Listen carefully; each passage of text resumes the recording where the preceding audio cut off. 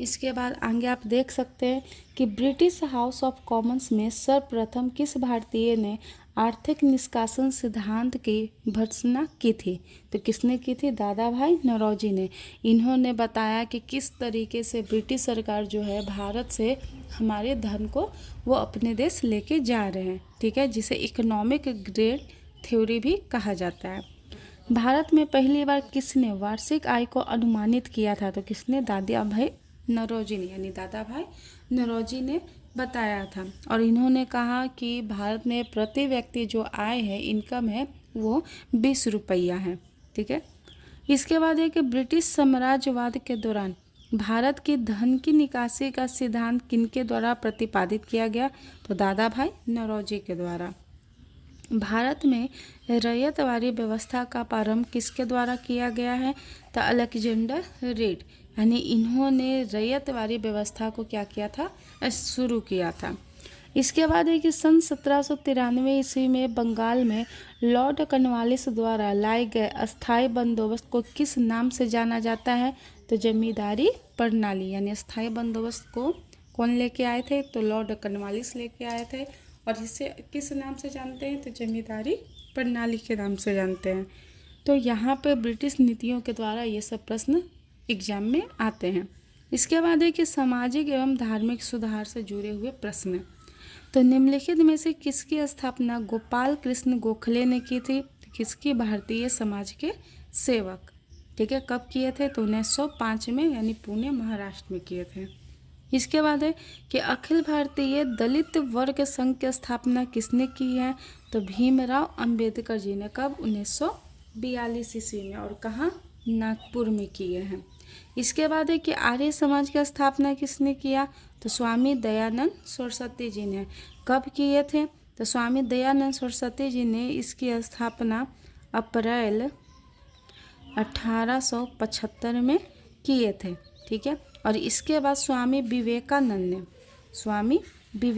ने 1897 में रामकृष्ण मिशन, कौन सा मिशन? रामकृष्ण मिशन की स्थापना की। कौन? स्वामी विवेकानंद जी ने, ठीक है। इसके बाद अगला प्रश्न है कि 1876 ईस्वी में इंडियन एसोसिएशन की स्थापना किसने की है? तो किसने? सुरेंद्र नाथ बनर्जी जी ने। कब किया है? तो 1876 ईस्वी में। इसके बाद है कि यंग बंगाल आंदोलन का प्रवर्तक निम्नलिखित में से कौन है? तो हेनरी विवियन डिरोजियो। कौन है? Henry Vivian Derozio. Young Bengal आंदोलन के प्रवर्तक हेनरी विवियन डिरोजियो को माना जाता है। और डेविड हेयर को हिंदू कॉलेज में हेयर स्कूल की स्थापना कहते हैं, माना जाता है। द्वारकानाथ टैगोर को यूनियन बैंक की स्थापना ब्रह्मा समाज के ये सदस्य थे। प्रसन्न कुमार टैगोर को हिंदू कॉलेज के संस्थापकों में से एक माना जाता है। इसके बाद है कि तत्वबोधिनी सभा के संस्थापक कौन थे? तो देवेंद्र नाथ टैगोर। दीनबंधु सार्वजनिक सभा की स्थापना किसके द्वारा की गई थी? तो ज्योतिबा फुले के द्वारा।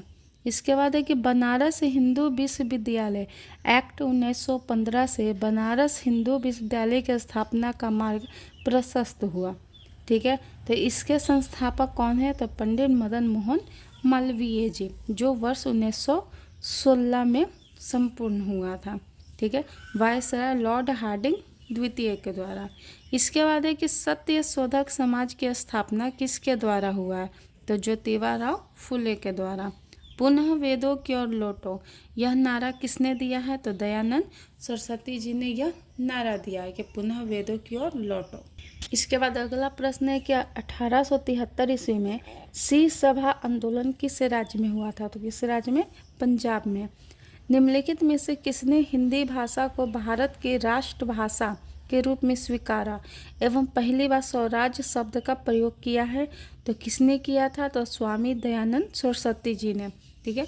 इसमें कहा जाता है कि स्वामी दयानंद सरस्वती ने अपनी पुस्तक सत्यार्थ प्रकाश में इस शब्द का प्रयोग सबसे पहले किया है और हिंदी को राष्ट्रभाषा के रूप में स्वीकारा है, ठीक है।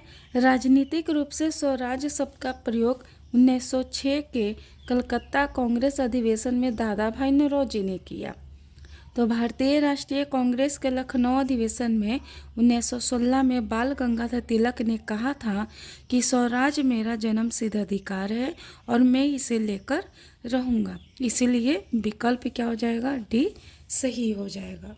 यानी कौन सा विकल्प सही हो जाएगा? बाल गंगाधर तिलक। इसके बाद है कि प्रार्थना समाज के संस्थापक कौन थे? तो प्रार्थना समाज के अगर ये संस्थापक कहा जाए तो यहाँ पे भी थोड़ा सा कन्फ्यूजन है, ठीक है। तो यहाँ पे आप डिस्क्रिप्शन में देख सकते हैं।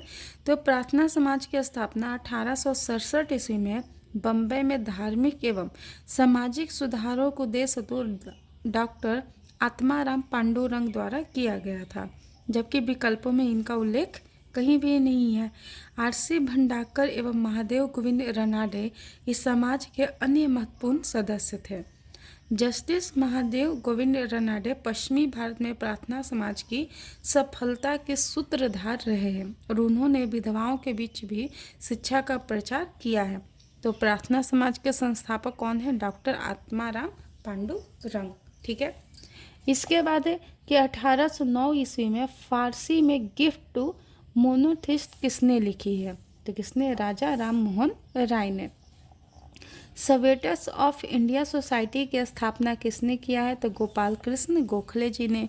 19वीं शताब्दी के एक महान समाज सुधारक ईश्वर चंद विद्यासागर ने, कौन? ईश्वर चंद विद्यासागर ने किस सामाजिक कार्य के लिए संघर्ष किया है? तो कौन सा? विधवा विवाह पुनर्विवाह के लिए ईश्वर चंद विद्यासागर ने, यानी विधवाओं की फिर से शादी करने के लिए इन्होंने जोर दिया था।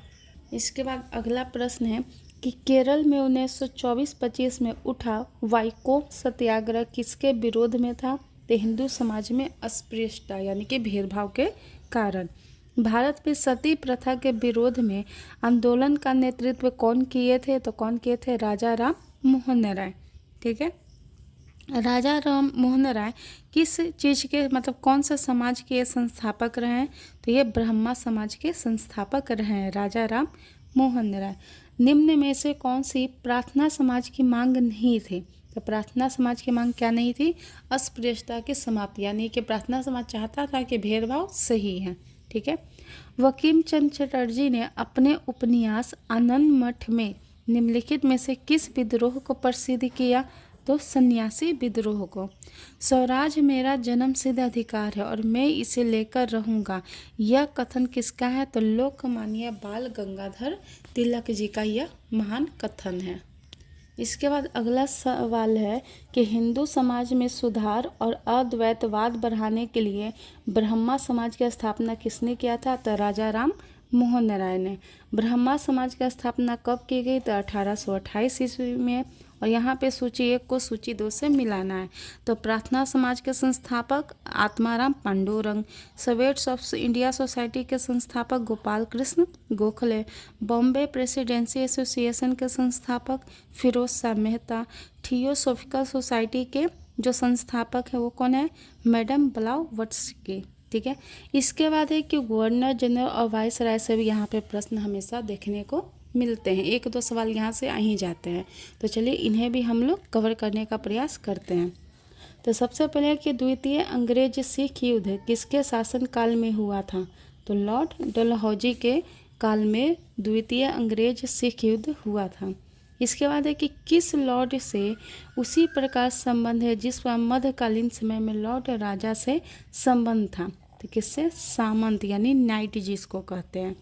बंगाल विभाजन को किस समय उलट दिया गया है? तो लॉर्ड हार्डिंग के टाइम में ये बंगाल विभाजन को पलट दिया गया था। ब्रिटिश सम्राट के अधीन नियुक्त भारत का प्रथम वायसराय कौन था? तो लॉर्ड कैनिंग जी, ठीक है। ये ब्रिटिश सम्राट के अधीन क्या थे? ये भारत का प्रथम वायसराय था, कौन? Lord Canning. इसके बाद अगला सवाल है कि भारत में अंग्रेजी शिक्षा की शुरू कहाँ की गई, यानी भारत में अंग्रेजी शिक्षा कहाँ शुरू की गई थी, किनके द्वारा? तो लॉर्ड मैकाले जी ने भारत में अंग्रेजी शिक्षा शुरू की थी।